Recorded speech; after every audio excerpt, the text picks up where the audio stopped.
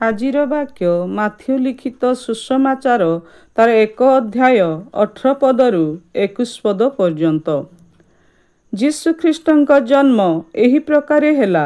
ତାହାଙ୍କ ମାତା ମରିୟମଙ୍କର ଯୋସେଫଙ୍କ ସହିତ ବିବାହ ନିର୍ବନ୍ଧ ହେଲା ପରେ ସେମାନଙ୍କ ସହବାସ ପୂର୍ବେ ସେ ପବିତ୍ର ଆତ୍ମାଙ୍କ କର୍ତ୍ତୃତ୍ୱ ଗର୍ଭବତୀ ହୋଇଅଛନ୍ତି ବୋଲି ଜଣାପଡ଼ିଲା। ଏଥିରେ ତାଙ୍କ ସ୍ୱାମୀ ଯୋସେଫ ଧାର୍ମିକ ଥିବାରୁ ଏବଂ ତାଙ୍କୁ ପ୍ରକାଶରେ ନିନ୍ଦାର ପାତ୍ର କରିବାକୁ ଇଚ୍ଛା ନ କରିବାରୁ ଗୋପନରେ ତାଙ୍କୁ ପରିତ୍ୟାଗ କରିବାକୁ ସ୍ଥିର କଲେ।